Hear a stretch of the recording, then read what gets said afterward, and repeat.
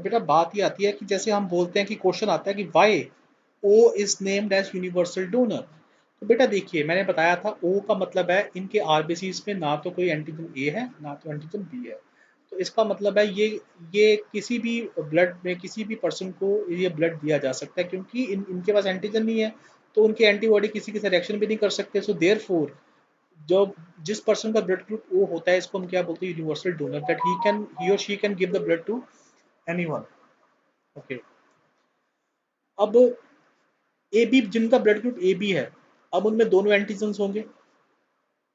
ठीक है। और जब एंटीजन दोनों होंगे तो एंटीबॉडी उनके पास कोई नहीं होगी कोई एंटीबॉडी नहीं होगी। सो इसलिए एंटीबॉडी कोई नहीं है इनके पास।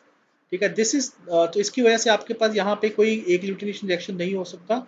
इसलिए जिनका ब्लड ग्रुप ए बी होता है वो कोई भी किसी से भी आपका ब्लड ग्रह कर सकते हैं रिसीव कर सकते हैं। तो उनको हम क्या बोलते हैं यूनिवर्सल रेसिपिएंट। बिकॉज उनके पास एंटीजन दोनों है ए बी हैं तो कोई एंटीबॉडी प्रेजेंट नहीं होता जिसकी वजह से आपके पास एक ल्यूटिनेशन रिएक्शन नहीं होगा। अगर मान लीजिए कभी आपका मिसमैच ट्रांसफ्यूजन हो जाता है डोनर और रेसिपिएंट में तो क्या होता है। तो आपके पास एक ल्यूटिनेशन रिएक्शन हो जाती है आपके पास। ठीक है।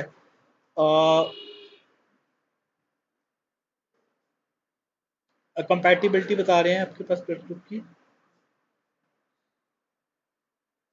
तो जैसे कभी बेटा कभी आपके पास मिसमैच ट्रांसफ्यूजन हो जाती है इनकम्पैटिबिलिटी की वजह से।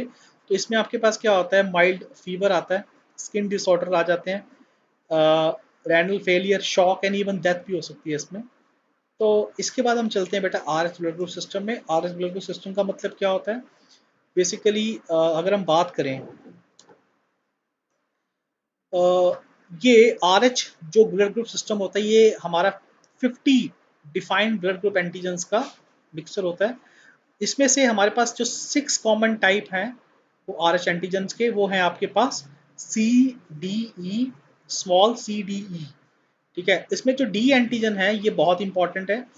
जिन basically any one who is having the antigen D जिसके पास एंटीजन डी है उसको हम क्या बोलते हैं आर एच पॉजिटिव। ठीक है। Whereas person do not have antigen D इसको बोलते हैं आर एच नेगेटिव। तो basically based upon the D antigen the blood group can be said at positive और नेगेटिव बोलते हैं। अब ये इसको आर एच क्यों बोला जाता है। ठीक है। ये आर एच इसलिए बोला जाता है because it was discovered in the rhesus macaque and hence the name R H factor. Clear. अब बेटा एक पॉइंट आता है कि इसमें सबसे बड़ी जो दिक्कत पता क्या आती है दिक्कत ये आती है कि इसमें मान लीजिए कभी ऐसा हो रहा है अगर आप आर एच बेसिकली पॉजिटिव जो है अपना फादर अगर फादर हो और मदर आर एच नेगेटिव हो तो इस केस में जो बेसिकली बेबी होता है उसमें बहुत प्रॉब्लम आनी शुरू हो जाती है। उसके क्या उसके बेसिकली होता क्या है कि इसमें एक प्रॉब्लम इसमें जो जो टेक्निकल जो वर्ड आता है वो आता है एरिथ्रोब्लास्टिस फिटालिस आता है। ये डिजीज होती है फीटस में। ठीक है। ये क्यों होती है एक ल्यूटिनेशन हो जाती है इसमें आपके पास जो फीटस के रेड ब्लड सेल्स है उनको फैगोसाइटोसिस हो जाती है। ये क्यों होती है जब आपके पास जो फादर आर एच पॉजिटिव है वो मदर आर एच नेगेटिव है।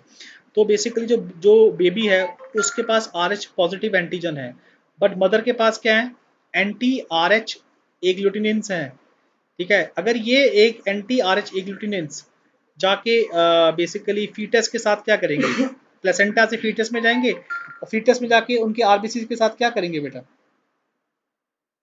They do the agglutination reaction they do the agglutination reaction जिसकी वजह से क्या हो सकता है बेसिकली जो फीटस है बेसिकली लीवर एनलार्ज हो सकता है हार्ट एनलार्ज हो सकता है। सिम्टम्स क्या है एनीमिया। ठीक है। जब आरबीसी सारे आपके बेसिकली डिस्ट्रॉय हो जाएंगे तो एनीमिया कंडीशन है जॉन्डिस कंडीशन आ जाएगी लीवर एनलार्ज हो जाएगा। ठीक है। ब्रीदिंग में दिक्कत आनी हो शुरू हो जाएगी। So with this we come to an end with a different blood group system and RH. Thank you.